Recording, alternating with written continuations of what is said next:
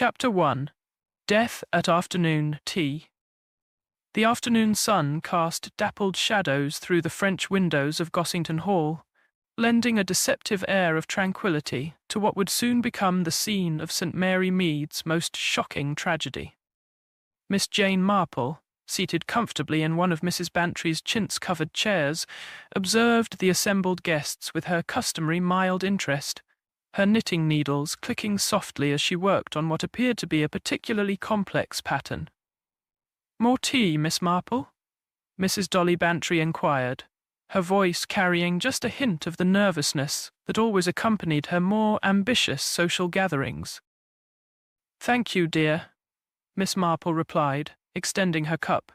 "Such a lovely afternoon for it." The drawing-room was indeed a picture of English gentility. The mahogany tea-table gleamed with Mrs. Bantry's best silver service, and the tiered cake stands displayed an array of delicate sandwiches and pastries that would have done credit to any London establishment. Yet beneath this veneer of propriety, Miss Marple detected an undercurrent of tension that seemed oddly out of place. Mrs. Eleanor Pritchard, the guest of honour and St. Mary Mead's newest resident, sat rigidly in her chair, her expensive silk dress impeccably arranged, but her manner suggesting discomfort. She was a handsome woman of perhaps 55, with carefully coiffed silver hair and the kind of bearing that spoke of old money and established position.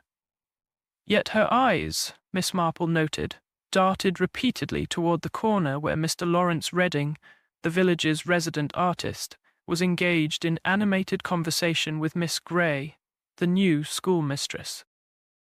"No sugar for me, thank you," Mrs. Pritchard said firmly when Colonel Bantry offered her the silver bowl. "I never take it in my tea." Miss Marple's keen eyes observed the slight tremor in Mrs. Pritchard's hand as she accepted her cup.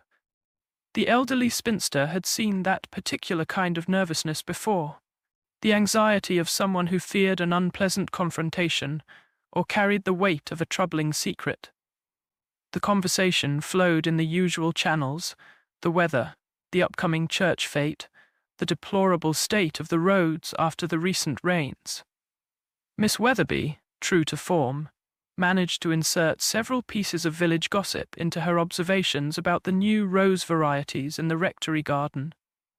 Dr. Haydock regaled them with a mildly amusing anecdote about a hypochondriac patient, while the vicar and his wife maintained their usual air of gentle bewilderment at the ways of the modern world. 13 at table. Mrs. Bantry had fretted earlier, wringing her hands. "Oh dear, I simply cannot bear it. We must rearrange the seating." And so they had, with the result that Mrs. Pritchard now sat beside Miss Marple, her position partially obscured from several of the other guests by an elaborate floral arrangement that Mrs. Bantry had received that morning from her sister in London. Professor Hargreaves, a distinguished-looking gentleman with silver temples and an academic air, was holding forth on the fascinating properties of certain exotic plants when it happened. Mrs. Pritchard had just raised her teacup to her lips, taken a delicate sip, and then the cup clattered to its saucer. Mrs. Pritchard's hand flew to her throat, her eyes widening in shock and terror. A strangled gasp escaped her lips before she slumped forward, her body convulsing. "Good heavens!" Colonel Bantry exclaimed, leaping to his feet. Dr. Haydock was at her side in an instant, his professional demeanour replacing the social ease of moments before. But even as he loosened her collar and felt for a pulse, Miss Marple could see from his expression that it was already too late. "Someone call for an ambulance," the doctor commanded, though his tone suggested he knew it would be a futile gesture. "This woman has been poisoned." The word fell into the room like a stone into still water, sending ripples of shock through the assembled company. Mrs. Bantry gave a small cry and sank into the nearest chair, while Miss Weatherby's hand flew to her mouth in theatrical horror. "Miss Marple, her knitting forgotten in her lap, studied the scene with careful attention. The teacup lay on its side in the saucer, a small puddle of liquid staining the white damask tablecloth. She noticed, with interest, that there appeared to be undissolved crystals in the bottom of the cup, crystals that could have been sugar, though Mrs. Pritchard had explicitly refused it. "Nobody touch anything," Dr. Haydock ordered. "This is a matter for the police." Within the hour, Inspector Slack had arrived, his perpetually irritated expression even more pronounced than usual. He immediately focused his attention on the tea service, ordering the sugar bowl to be carefully examined. "Cyanide," he announced after a preliminary investigation. "In the sugar bowl. Clear case of attempted mass poisoning, though only one victim." Miss Marple, who had remained quietly in her corner, cleared her throat delicately. "I wonder, Inspector, if I might make an observation?" Slack turned to her with barely concealed impatience. "Yes, Miss Marple." "It seems odd, doesn't it, that only Mrs. Pritchard was affected. After all, several of us used sugar from that bowl, and more curious still that she should have sugar in her cup at all, when she specifically requested her tea without it." The inspector's scowl deepened. "Are you suggesting—" "I'm merely observing," Miss Marple said mildly, "though I did notice that Mrs. Pritchard seemed rather anxious throughout the afternoon." She kept glancing at Mr. Redding, almost as if she expected something unpleasant to occur. As the police began their methodical questioning of the guests, Miss Marple quietly retrieved her knitting, though her attention remained fixed on the human drama unfolding before her. She had already noted several interesting facts. The way Richard Pritchard, the victim's nephew, had arrived unexpectedly that morning from London. The nervous glances exchanged between Lawrence Redding and Miss Grey when they thought no one was looking. And perhaps most significantly, the way Miss Davis, Mrs. Pritchard's companion, had carefully avoided looking at the tea table after her employer's collapse.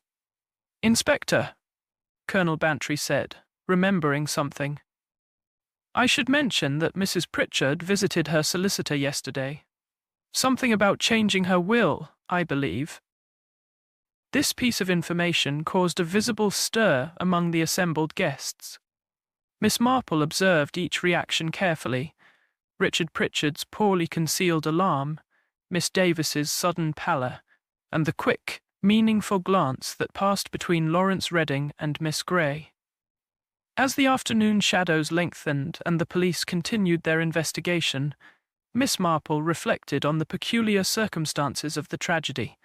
In her experience, murder was rarely a random act. It was invariably personal, driven by the most basic of human emotions: greed, jealousy, fear, or revenge. And in the genteel setting of an English tea party, where social conventions masked true feelings, as surely as the floral arrangement had obscured Mrs. Pritchard's teacup at the crucial moment, someone had seized their opportunity to commit the perfect crime. The question was, who among this carefully composed group of village residents had harbored such deadly intentions? And more importantly, why had Eleanor Pritchard had to die? As Inspector Slack prepared to dismiss the guests with stern warnings not to leave the village, Miss Marple gathered her knitting and rose from her chair. She had already begun to see the outline of a pattern emerging, not in her wool, but in the tangled threads of human relationships that had led to this tragic afternoon. And like any good knitting project, she knew it would require patience and careful attention to detail to unravel it properly.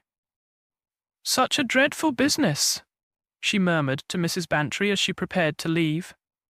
"Though I can't help thinking that the truth, when we discover it, may prove even more shocking than the crime itself."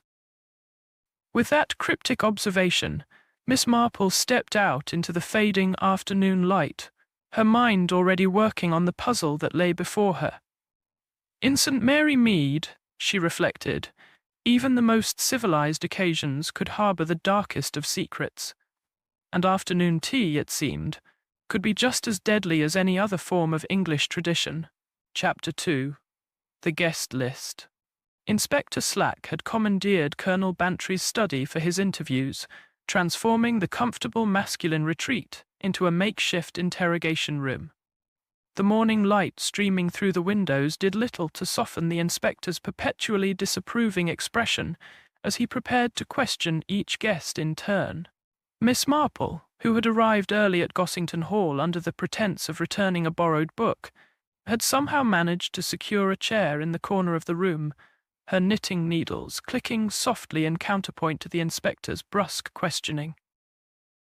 "Really, Miss Marple," Slack had protested initially, "this is official police business." "Oh, I quite understand, Inspector," she had replied mildly. "I shall be as quiet as a mouse. You won't even know I'm here." And indeed, as the parade of suspects began, Miss Marple seemed to fade into the background, becoming as much a part of the room's furnishings as the leather armchairs or the mounted stag's head above the fireplace.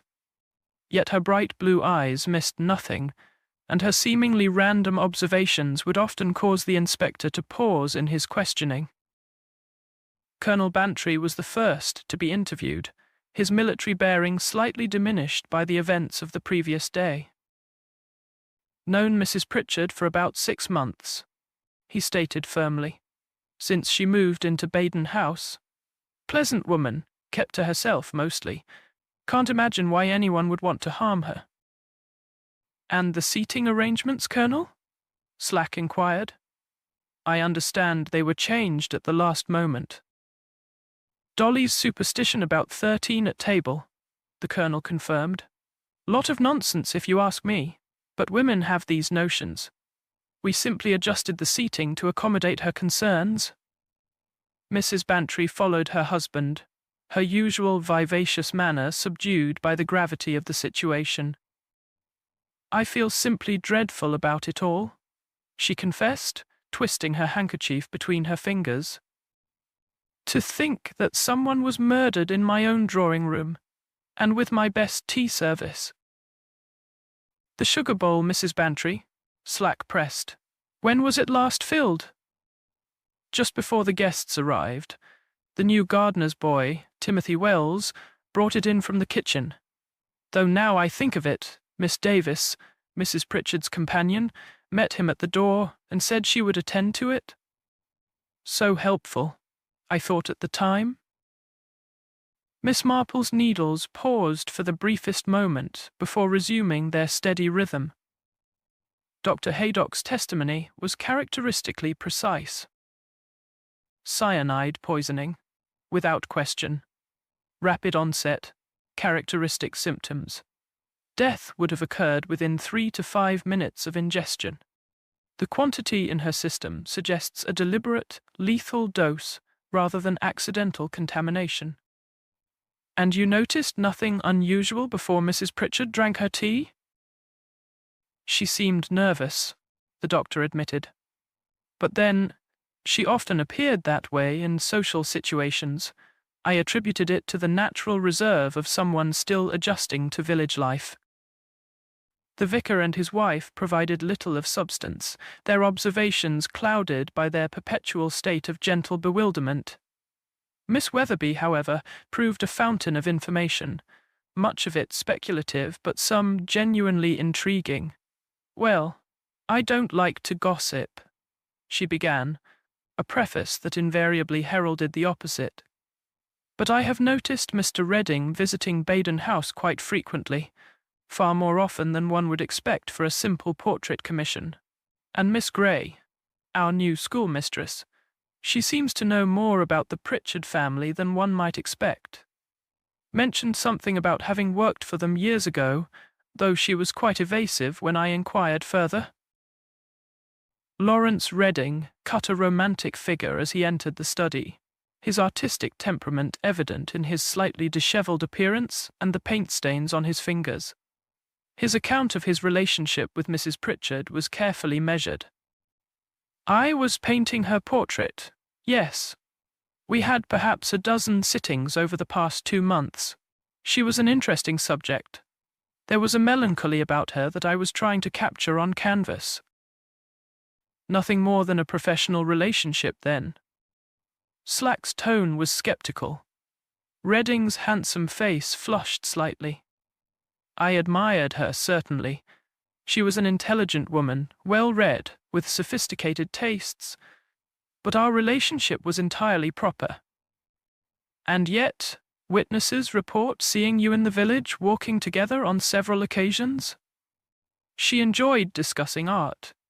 We would sometimes walk in the afternoons while talking about the progress of the portrait. Miss Marple cleared her throat delicately. I couldn't help noticing, Mr. Redding, that you seemed to exchange several meaningful glances with Miss Grey during the tea party. Are you acquainted with her? Redding hesitated just a fraction too long. We've met at village functions, nothing more. Miss Davis proved to be a difficult witness, her composure barely maintained as she answered questions about her employer. A woman of perhaps 45, with greying hair pulled back in a severe bun, she presented the picture of the perfect companion, efficient, unobtrusive, and devoted. Mrs. Pritchard was a wonderful employer, she stated firmly. Kind, generous, considerate. The suggestion that I might have wished her harm is absolutely preposterous. Yet you were one of the beneficiaries in her will, Slack pointed out. A modest bequest, I'm sure, in recognition of my years of service. Hardly a motive for murder. What about these anonymous letters you mentioned? The ones that had been troubling Mrs. Pritchard? Miss Davis's composure cracked slightly. They began arriving about a month ago. Unpleasant things, accusations, threats. Mrs. Pritchard was quite disturbed by them. Do you still have these letters? She burned them, said she didn't want such nastiness in the house. Miss Marple looked up from her knitting. Did you happen to notice the handwriting, Miss Davis? Block capitals, obviously disguised. And the paper? Miss Davis frowned. Ordinary writing paper, the kind you might buy at any stationer's. Richard Pritchard presented an interesting study in barely controlled emotion. A young man of perhaps 30, with the kind of good looks that were just beginning to show signs of dissipation, he alternated between grief and defensiveness. Aunt Eleanor and I had our differences, he admitted. She controlled the family purse strings rather tightly, but murder? The idea is absurd. You arrived unexpectedly yesterday morning, Slack noted. Why? I needed to discuss a business opportunity with my aunt, an investment that required immediate attention. And did she agree to this investment? Richard's jaw tightened. She said she would consider it. Aunt Eleanor never made hasty decisions about money. Miss Grey was perhaps the most composed of all the witnesses. A woman of about 35, with intelligent grey eyes and an air of quiet authority, she answered the inspector's questions with careful precision. Yes, I did work as a governess for the Pritchard family many years ago. For Mrs. Pritchard's late husband's younger siblings, actually.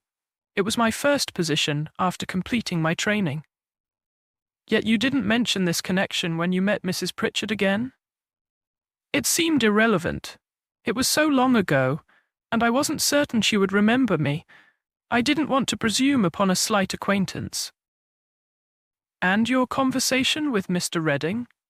Witnesses report seeing you together quite frequently. A slight colour rose in Miss Grey's cheeks. We share an interest in literature, nothing more. Professor Hargreaves was the last to be interviewed. His academic credentials were impressive, his manner that of a man accustomed to being the smartest person in any room. I've been studying the Bantry's collection of exotic plants, he explained. Some fascinating specimens, particularly those with toxic properties. Colonel Bantry has been most accommodating. You're an expert in plant-based poisons, then? Slack's interest was evident. Among other things, toxicology is a particular interest of mine. The intersection of botany and chemistry, you might say. Were you acquainted with Mrs. Pritchard before yesterday? We had met at several academic functions. Her late husband was something of an amateur botanist himself, published a few papers on rare plant alkaloids, as I recall. Miss Marple's needles stopped entirely. How interesting, Professor. And did Mrs. Pritchard share her husband's scientific interests? She mentioned recently that she had discovered some of his old research notes, asked if I might be interested in reviewing them. Professional courtesy, you understand. As the last interview concluded, Inspector Slack reviewed his notes with visible frustration. We have a room full of people with secrets, connections, and potential motives, but no clear evidence pointing to any one suspect. Perhaps, Miss Marple suggested gently, we might learn more from what wasn't said than from what was. It's often the small deceptions that reveal the larger truth. Meaning what, exactly? Well, for instance, why did Miss Davis take the sugar bowl from the gardener's boy when such tasks were usually left to the servants? Why did Mr. Redding and Miss Grey both deny a closer acquaintance when their behaviour suggests otherwise? And why did Mrs. Pritchard specifically mention her husband's research to Professor Hargreaves when she had previously shown no interest in scientific matters? Slack frowned. You think there's a connection between all these things? In my experience, Inspector, there usually is. It's rather like knitting. All the threads are connected, even when they appear to run in different directions. The trick is to find the pattern. As if to emphasize her point, Miss Marple held up her knitting, an intricate design of interwoven cables and twisted stitches. You see? What appears complicated is actually quite logical once you understand the underlying structure. Before Slack could respond, Constable Briggs burst into the study. Sir, the sugar bowl. It's disappeared from the evidence room. The inspector's face turned an alarming shade of red. What? How is that possible? Don't know, sir. It was there this morning when I checked, and now it's gone. No sign of forced entry.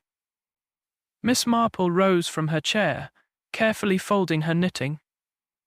How very interesting. It seems someone is quite anxious to dispose of evidence. The question is, what might that sugar bowl still tell us that someone doesn't want us to know? As chaos erupted around her, with Slack barking orders and constables scurrying in all directions, Miss Marple quietly made her way to the kitchen. Sometimes, she reflected, the most important clues were found not in what people said in formal interviews, but in the casual gossip of servants and the physical evidence left behind in the ordinary spaces where crimes were actually prepared. The Bantry's cook, Mrs. Judson, was more than happy to discuss the events of the previous day. That gardener's boy was in a right state when he came back to the kitchen, she confided. Said Miss Davis had practically snatched the sugar bowl from his hands. Not like her at all, usually so proper and polite. And where exactly did this exchange take place? At the kitchen door, leading to the back hallway. The same door the guests would have passed on their way to the drawing room if they'd arrived early. Miss Marple nodded thoughtfully. The back hallway, a perfect place for a private exchange, away from the eyes of other guests, but with easy access to both the kitchen and the main rooms. She made a mental note to examine the area more thoroughly. As she made her way back through the house, Miss Marple paused at the door to the drawing room. The remnants of yesterday's tragedy had been cleared away, but the room still held an air of unease. She stood at the spot where Mrs. Pritchard had been seated, recreating the scene in her mind's eye. The floral arrangement that had partially obscured the victim from view still sat on the small table, though now wilting slightly. Miss Marple examined it thoughtfully, noting the angle at which it would have blocked the view of the other guests. It had created a perfect opportunity for someone to tamper with Mrs. Pritchard's tea, but who had taken advantage of that moment? As she stood there, lost in thought, a movement in the garden caught her eye. Through the French windows, she could see Timothy Wells, the gardener's boy, working among the flower beds.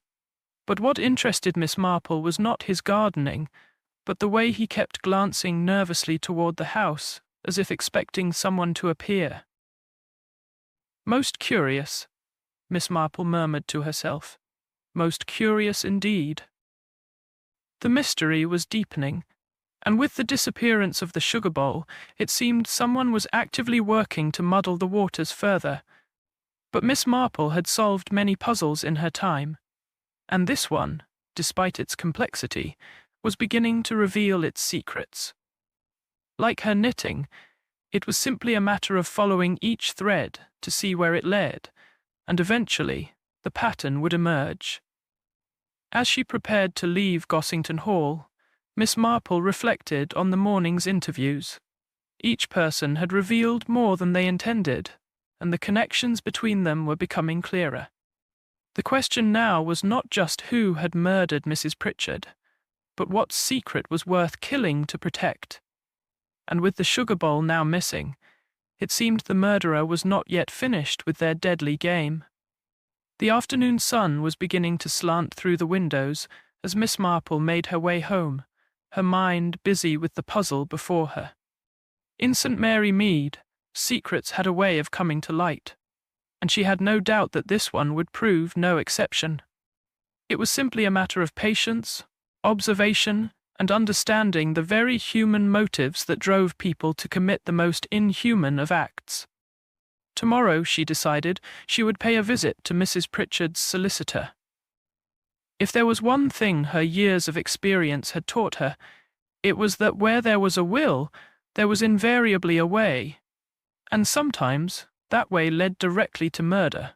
Chapter 3. Missing Sugar Bowl. The disappearance of the sugar bowl from the police evidence room sent ripples of consternation through St. Mary Mead. Inspector Slack, his face resembling a thundercloud, had ordered an immediate search of the premises and questioned every person who had access to the station. The fact that such a crucial piece of evidence could vanish under the very noses of the police did nothing to improve his perpetually irritable disposition. "Incompetence," he barked at his subordinates. "Sheer incompetence. How am I supposed to solve a murder when evidence keeps disappearing?" Miss Marple, meanwhile, had chosen a different approach to the investigation. Under the guise of needing legal advice about a small charitable bequest, she had secured an appointment with Mr. Wimborne, Mrs. Pritchard's solicitor. His offices occupied the second floor of a Georgian building in Much Benham, the nearest market town to St. Mary Mead. "Ah, Miss Marple," Mr. Wimborne greeted her, an elderly man with silver pince-nez perched on his nose. "Please do sit down. How may I assist you today?" "It's about a small legacy I'm considering," Miss Marple began, settling herself in the leather chair across from his desk. "But I must confess, I'm rather shaken by recent events. Poor Mrs. Pritchard was discussing something similar with you just recently, wasn't she?" The solicitor's professional discretion warred visibly with his natural inclination toward gossip. "A tragic business," he murmured. "Though I'm bound by client confidentiality, you understand." Of course," Miss Marple agreed readily. "Though I couldn't help but wonder. She seemed so troubled when she left your office that day. Several people noticed. And now, with her untimely death—" Mr. Wimborne adjusted his spectacles nervously. "Well, I suppose there's no harm in saying that she was concerned about protecting someone from undue influence. Her exact words, as I recall.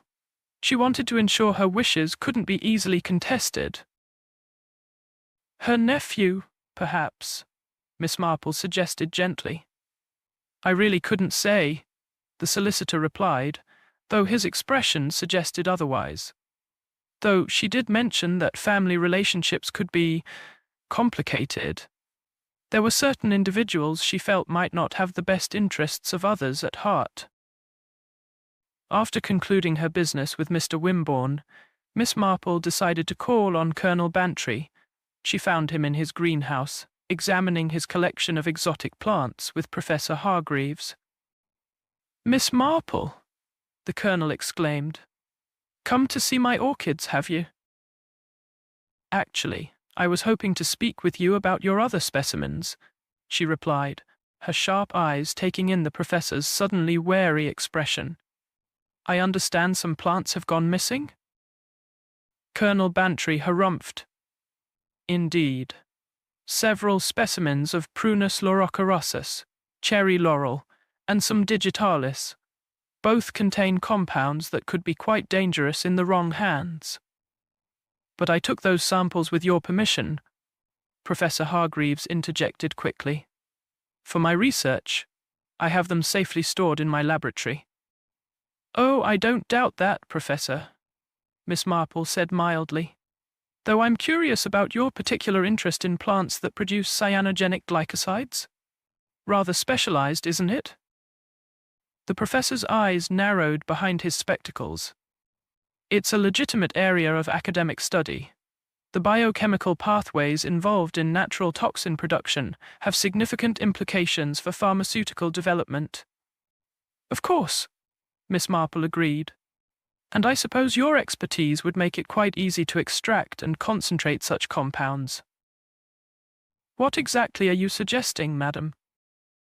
"Merely making conversation, Professor. Though I must say, it's interesting that Mrs. Pritchard's late husband published papers on similar subjects. Did you know him professionally?" The Professor's face flushed slightly. "We may have attended some of the same conferences. The academic world is quite small in specialized fields." After leaving the greenhouse, Miss Marple decided to pay a visit to Baden House, Mrs. Pritchard's residence. The housekeeper, Mrs. Jenkins, admitted her with the weary resignation of someone overwhelmed by recent events. "The police have been through everything already," she sighed. "I don't know what more anyone expects to find." "Sometimes a fresh eye can notice things others might miss," Miss Marple suggested gently. "I wondered if I might look at Mrs. Pritchard's study. I understand she kept her husband's papers there." In the study, Miss Marple's attention was immediately drawn to the fireplace. Among the ashes lay several partially burned papers. Carefully, she extracted one fragment that had escaped complete destruction. Though charred around the edges, some text was still legible, what appeared to be a threatening message written in block capitals. More interesting still was the writing desk. The silver ink pot, letter opener, and other accessories showed recent polishing, but in an unusual pattern. It was as if someone had carefully wiped specific items while leaving others untouched. "Mrs. Jenkins," Miss Marple called, "when was this silver last polished?"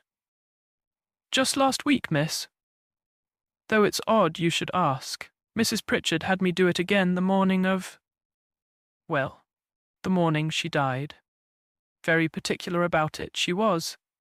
Insisted on doing some pieces herself." Back in the village, Miss Marple encountered the vicar's wife, who was bursting with news. "Have you heard? That sugar bowl's been found, buried in the Bantry's garden of all places." "How very interesting," Miss Marple murmured. "Whereabouts in the garden?" "Near the potting shed, apparently. Wrapped in a tea towel and buried under some freshly turned earth." The discovery drew quite a crowd to Gossington Hall. Inspector Slack was examining the recovered evidence with a mixture of relief and suspicion. "Clean as a whistle," he announced grimly. "Someone's wiped it thoroughly. No fingerprints? No residue? Nothing." "I say, Inspector," Colonel Bantry interjected, "that's not ordinary garden soil on it. That looks like clay from the old quarry. Miss Marple stepped forward to examine the sugar bowl. How curious, she observed. This soil is indeed distinctive, and the quarry borders Mrs. Pritchard's property, doesn't it? What are you suggesting? Slack demanded. Merely that someone went to considerable trouble to implicate the wrong household. First, they removed the bowl from your evidence room, no mean feat, then buried it where it would be found, but with soil that points back to the victim's own property. But why? The inspector asked, clearly frustrated. Perhaps to distract us from asking the right questions? Miss Marple suggested.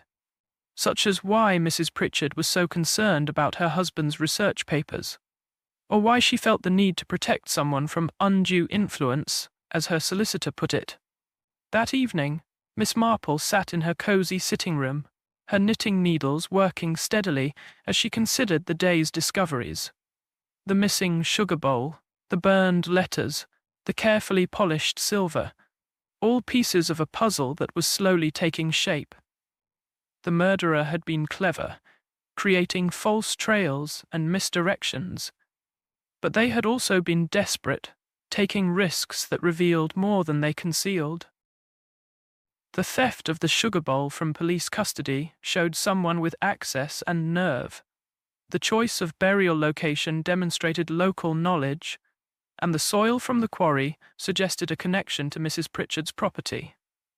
As her knitting needles clicked rhythmically, Miss Marple reflected on what she had learned about human nature over the years.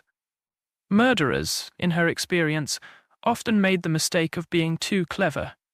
In their efforts to create the perfect crime, they inevitably left traces of their true intentions. The question now was not just who had killed Mrs. Pritchard, but what secret was worth such elaborate measures to conceal. The answer, she suspected, lay in those research papers that had so interested both the victim and Professor Hargreaves. Tomorrow, she decided, she would pay another visit to the professor. But this time, she would ask more pointed questions about his academic rivalry with the late Mr. Pritchard. After all, in the world of scholarship, professional jealousy could be just as deadly as any poison. As she prepared for bed, Miss Marple allowed herself a small smile. The murderer had gone to great lengths to muddy the waters, but in doing so, they had revealed more than they knew. Like a skein of yarn with a hidden knot, the harder one pulled, the tighter it became. And Miss Marple was very good at untangling knots. Chapter 4. The Gardener's Testimony. Timothy Wells, the missing gardener's boy, was discovered the following morning, trudging along the lane from Much Benham, his clothes dusty and his expression apprehensive.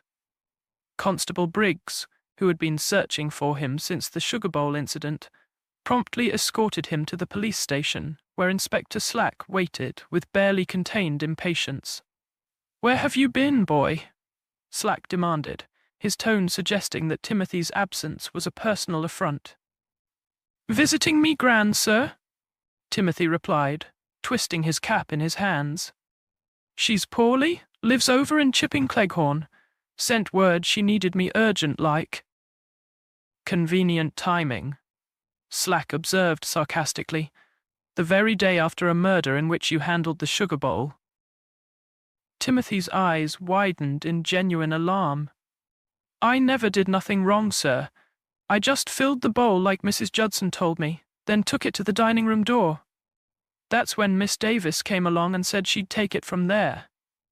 "Miss Davis specifically took the bowl from you?" "Yes, sir." "Said something about checking it was properly filled.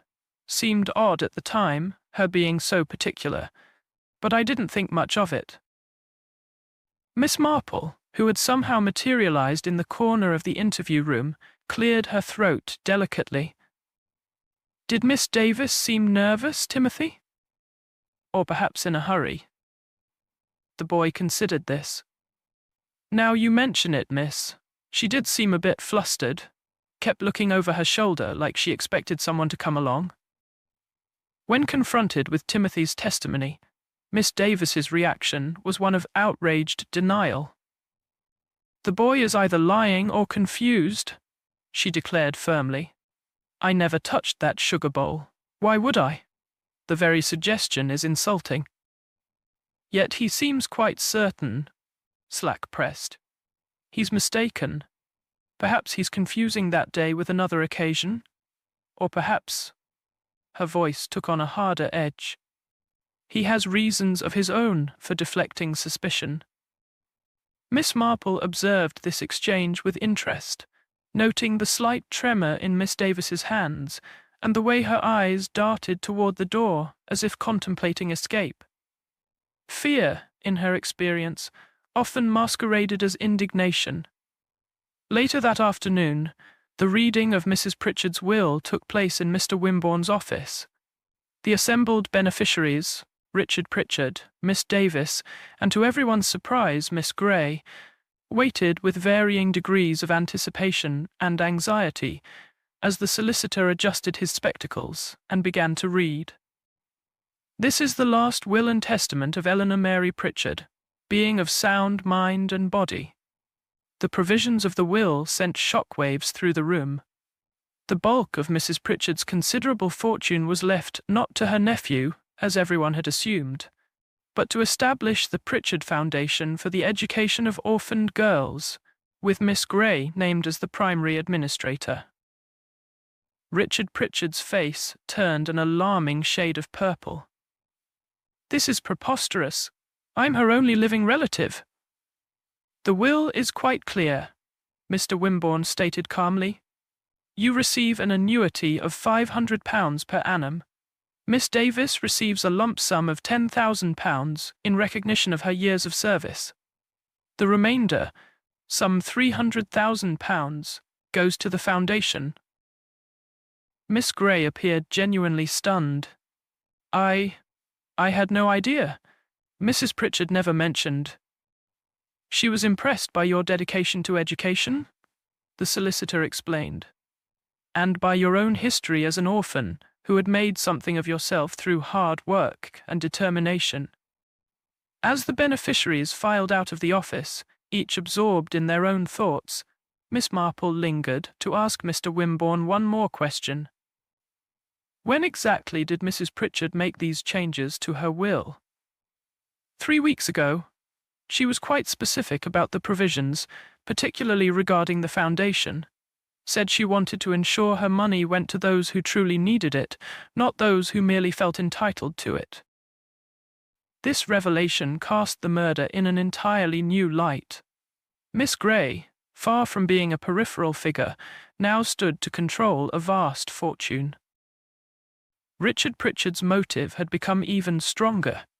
The difference between a modest annuity and inheriting hundreds of thousands of pounds. That evening, Miss Marple decided to pay a condolence call at Baden House. The staff, still reeling from their mistress's death and the surprising contents of her will, were in a state of disarray. In Mrs. Pritchard's study, Miss Marple's sharp eyes noticed something that had escaped her attention on her previous visit. In the fireplace, among the ashes of burned papers, lay a small fragment that had rolled behind the fire screen. Carefully retrieving it, she found herself looking at a piece of charred paper with distinctive handwriting. Not the block capitals of the threatening letters, but a flowing script that seemed familiar. I wonder, she murmured to herself, holding the fragment up to the light. Her contemplation was interrupted by the arrival of Dr. Haydock, who had been summoned by the housekeeper to attend to a maid suffering from nerves. "Ah, Miss Marple," he greeted her. "Still playing detective?" "Merely paying my respects, Doctor. Though I must say, your analysis of the poison has been most interesting. This rare compound derived from exotic plants. It's not something one encounters every day." "Indeed not," Haydock agreed.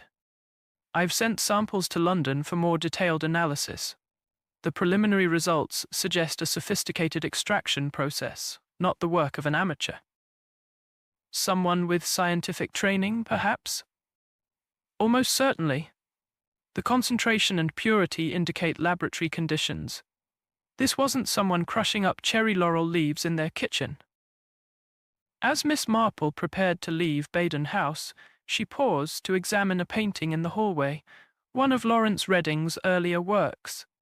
It depicted the view from the morning room, capturing the silver tea service on a side table with photographic precision. "Interesting," she murmured, noting that the sugar bowl in the painting was identical to the one used at the fatal tea party. "Very interesting indeed." Returning home through the village, Miss Marple encountered Inspector Slack emerging from the post office, his expression more thunderous than usual. "Any progress, Inspector?" she inquired politely. "Progress?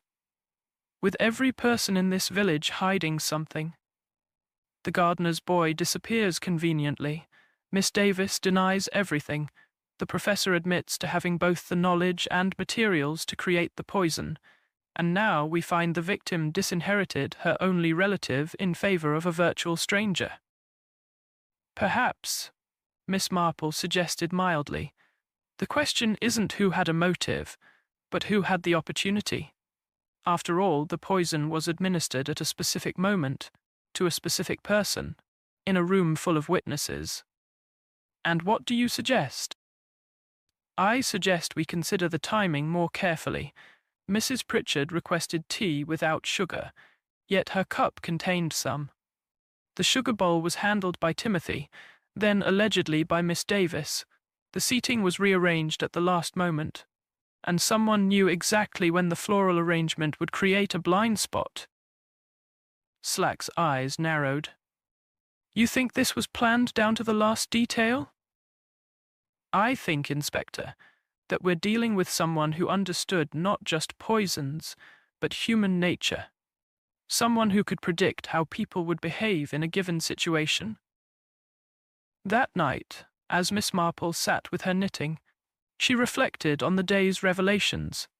The will had certainly provided powerful motives for both Richard Pritchard and Miss Grey, one losing a fortune, the other gaining control of one. Yet something nagged at her about the burned papers in the study. The fragment she had found bore a resemblance to academic writing, formulae, perhaps, or scientific notations. Could these be the research papers Mrs. Pritchard had mentioned to Professor Hargreaves? And if so, why would someone want them destroyed? As her needles worked through a particularly complex pattern, Miss Marple considered another possibility. What if the murder wasn't about money at all? What if it was about protecting a secret, one that Mrs. Pritchard had stumbled upon while going through her husband's papers? The professor's reaction when questioned about the late Mr. Pritchard had been telling. There was history there, she was certain. Professional rivalry, perhaps, or something more serious, academic theft, plagiarism, the appropriation of another's work. "In my experience," she murmured to herself, "people kill for 3 reasons: love, money, or to protect themselves from exposure. And sometimes, all 3 motives intertwine like the cables in a complex knitting pattern." Tomorrow, she decided, she would visit Lawrence Redding's studio. That painting of the tea service had been remarkably detailed for a background element, and Mr. Redding's relationship with both Mrs. Pritchard and Miss Grey warranted closer examination. As she prepared for bed, Miss Marple allowed herself a moment of satisfaction. The threads were beginning to come together, forming a pattern that would soon reveal the truth. The murderer had been clever, but they had made one fatal mistake. They had underestimated the quiet lady with the knitting needles who saw everything and forgot nothing. In St. Mary Mead, secrets had a way of unravelling, and Miss Marple was particularly skilled at finding the loose thread that would cause the entire fabric of deception to come apart. Chapter 5. Miss Marple's Experiment. The morning sun streamed through the windows of Miss Marple's cottage as she carefully arranged her best china tea service on the table.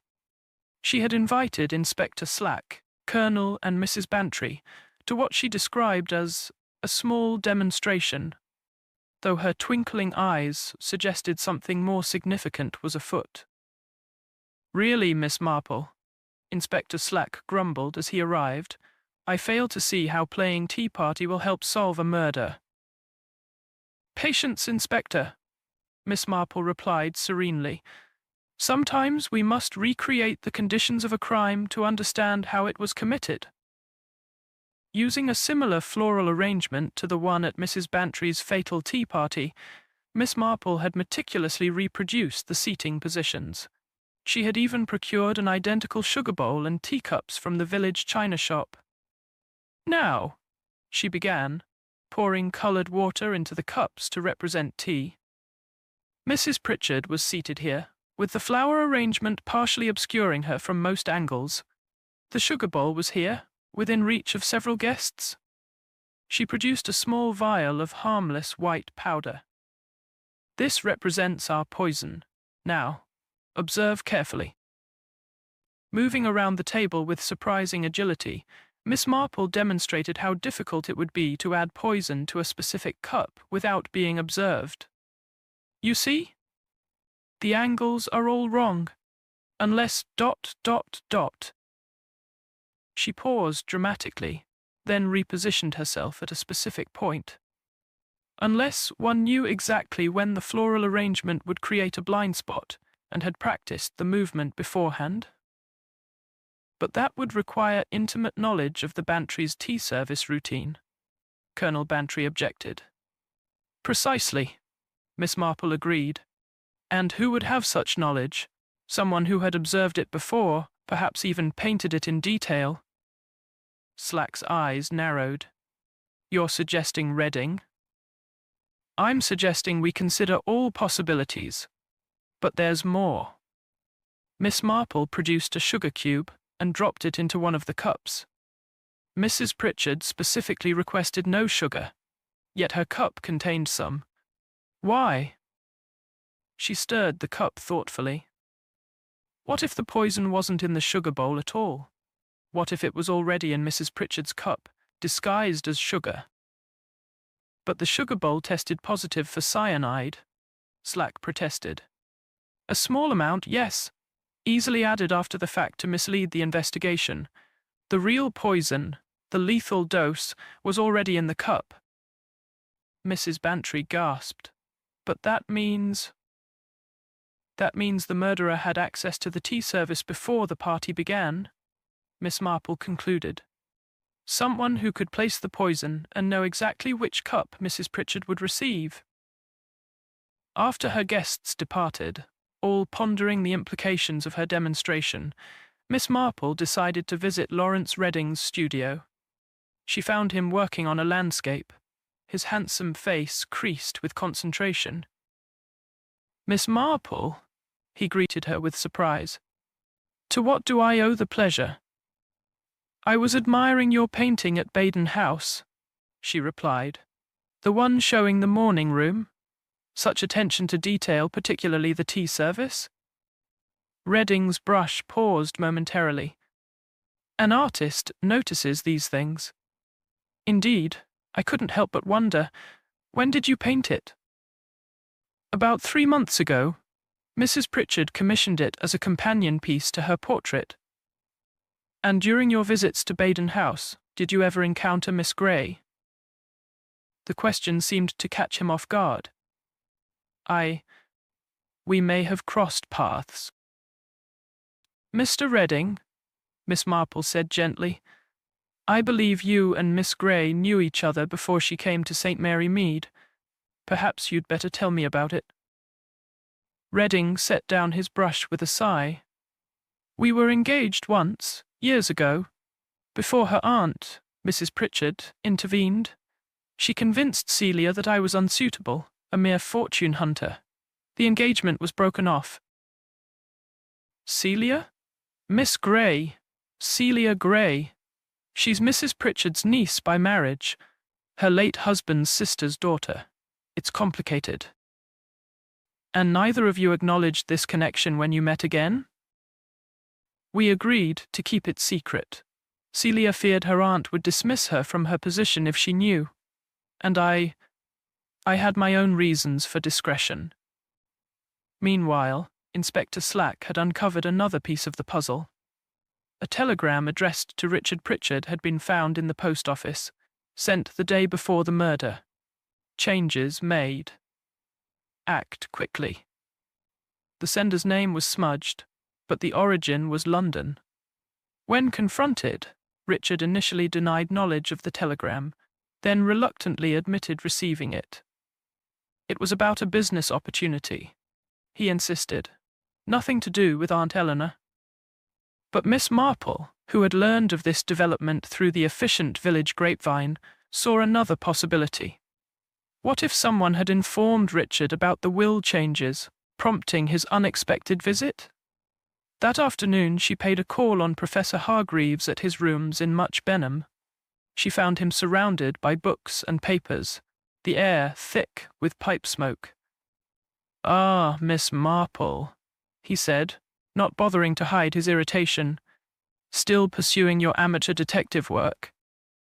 "I've been thinking about plant toxins," she replied, settling herself uninvited in a chair. "Particularly the extraction process Dr. Haydock mentioned. It requires specific knowledge, doesn't it?" "Indeed. Not something one learns from gardening books." "And Mr. Pritchard's research in this area, was it significant?" The professor's eyes flickered. Pritchard was competent. His work showed promise. Promise that perhaps bore fruit in other hands? The silence that followed was telling. Finally, Hargreaves spoke, his voice carefully controlled. "Academic research builds upon previous work. That's the nature of scholarship." "Of course, though I imagine proper attribution is important. Tell me, Professor, did Mrs. Pritchard ever mention finding her husband's original research notes?" The professor's pipe trembled slightly. "She may have said something about old papers in the attic. I really don't recall." After leaving the professor, Miss Marple made one more stop, the village library. The librarian, Miss Weatherby's sister, was a font of information about borrowing records. "Oh yes," she confirmed. "Professor Hargreaves has been quite interested in our collection on toxicology lately. And would you believe, Miss Gray borrowed several books on estate law and trust management just last month."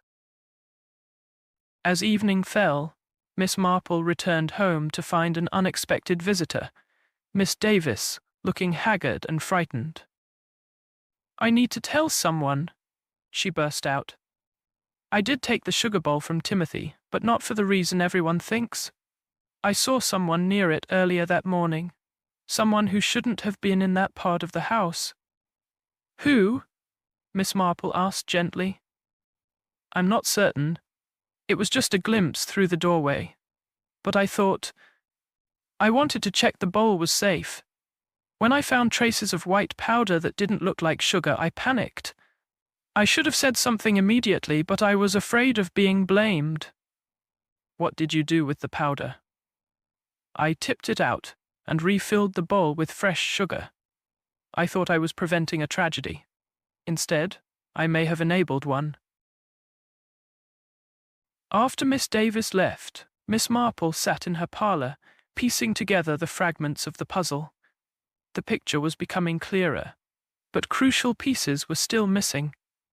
She picked up a photograph from the tea party, one Mrs. Bantry had given her from her new camera experiments. Studying it with a magnifying glass, she noticed something she'd overlooked before.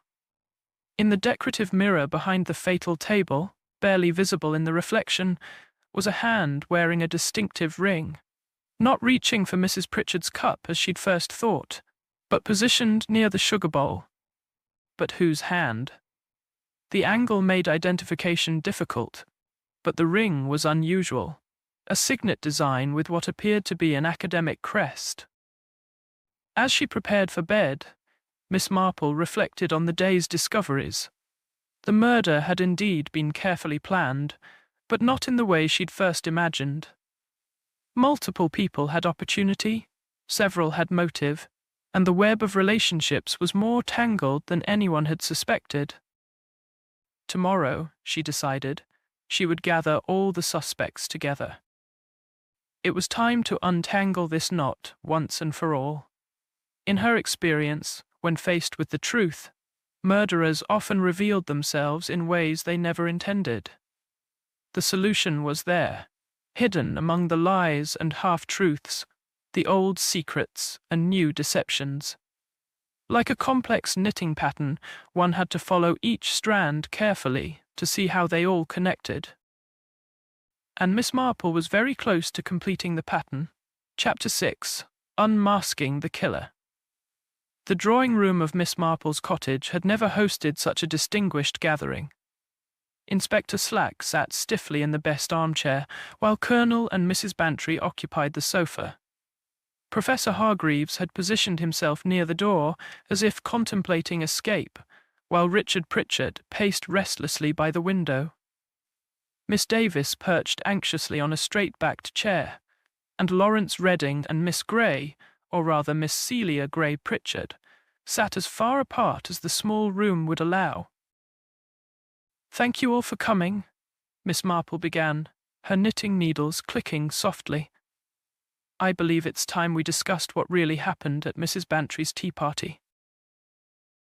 "Is this really necessary?" Professor Hargreaves demanded. "The police have their evidence." "Ah, but do they have the truth?" Miss Marple's blue eyes sharpened. "You see, this murder was not about hatred or revenge. It was about protecting a lifetime of lies." She set down her knitting and picked up a folder of papers. Mrs. Eleanor Pritchard was a thorough woman. When she began going through her late husband's papers, she made a discovery that sealed her fate. These papers, rescued from her fireplace, tell an interesting story. The room fell silent as Miss Marple continued. 20 years ago, a young academic named Harold Pritchard was conducting groundbreaking research into plant-based toxins. His work promised revolutionary advances in pharmaceutical development. Unfortunately, he died suddenly before publishing his findings. Professor Hargreaves shifted uncomfortably. Shortly afterward, a series of brilliant papers appeared under another name. Yours, Professor. Papers that launched your distinguished career and established your reputation as a leading expert in botanical toxicology. "This is preposterous," Hargreaves blustered. "You're suggesting I stole—" "I'm stating it as fact," Miss Marple interrupted calmly. "Mrs. Pritchard discovered her husband's original research notes, complete with dates and detailed findings that predated your publications. She began asking questions, consulting scientific colleagues, building a case that would have destroyed your career and possibly led to criminal charges." She turned to the assembled group. The murder was carefully planned. The professor knew about Mrs. Bantry's tea parties through his friendship with the colonel. He studied the routine, noted when the sugar bowl was filled, and observed the seating arrangements. "But the poison was in the sugar bowl," Slack protested. "No, Inspector. The lethal dose was already in Mrs. Pritchard's cup before the party began. The professor, arriving early to discuss plants with Colonel Bantry, had ample opportunity to place it there. He knew from previous visits exactly which cup she would receive, the one with the small chip on the handle that the house-proud Mrs. Bantry always gave to less favoured guests." Miss Marple continued, "The traces of cyanide in the sugar bowl were added later as misdirection. The professor counted on the confusion of multiple suspects with motives: the disinherited nephew, the surprisingly favoured niece, the mysterious artist with his secret past." She picked up the photograph from the tea party. "This reflection shows a hand with an academic signet ring near the sugar bowl, but not during the party. This image was taken before the guests were seated, when the professor was helping with arrangements. He was adding the harmless traces that would later mislead investigators." "You can't prove any of this," Hargreaves said, though his voice lacked conviction. "Actually, I can." Miss Marple smiled sweetly. "You see, in your haste to destroy evidence, you made a critical error. You burned what you thought were all of Mrs. Pritchard's copies of her husband's research. But you didn't know she had deposited a complete set with her solicitor the day before she died." The colour drained from Hargreaves's face.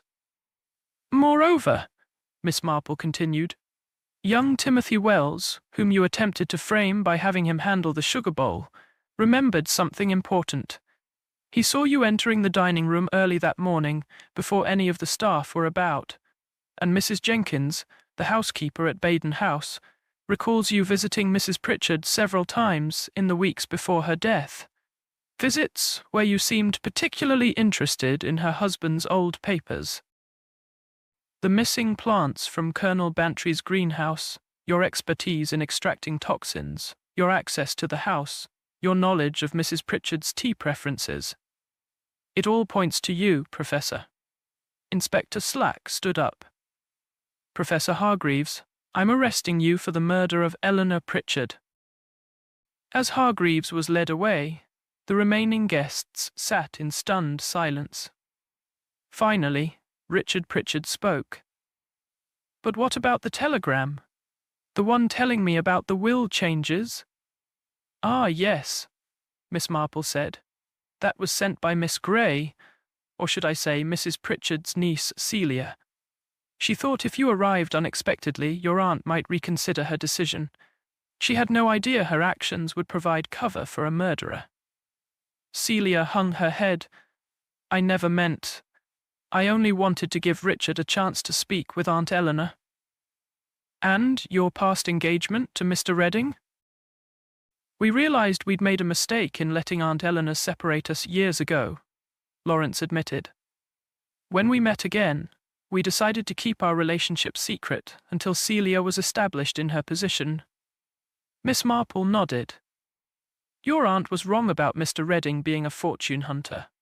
Ironically, she left her fortune to you because she admired your independence, not realizing that same independence had led you to choose love over money once before. Later, after the police had departed and the other guests had gone, Colonel and Mrs. Bantry lingered with Miss Marple." "How did you know?" Mrs. Bantry asked. "About the professor, I mean." Miss Marple picked up her knitting again. "It was the way he spoke about Mr. Pritchard's research. Dismissive, yet defensive. In my experience, people who steal another's work can never quite hide their guilt. They either minimize their victim's contributions or become overly aggressive when questioned. But all those other suspects, all those motives," the Colonel mused. "Yes, it was rather like one of those detective stories where everyone has a motive," Miss Marple agreed. "But in real life, murders are usually simpler. This one was about preserving a lie that had become the foundation of a man's entire life." She paused, looking thoughtful. "Professor Hargreaves built his career on stolen research. When threatened with exposure, he chose to silence the one person who could reveal the truth. He thought his academic reputation made him above suspicion. Instead, his specialized knowledge betrayed him," Mrs. Bantry observed. "Precisely.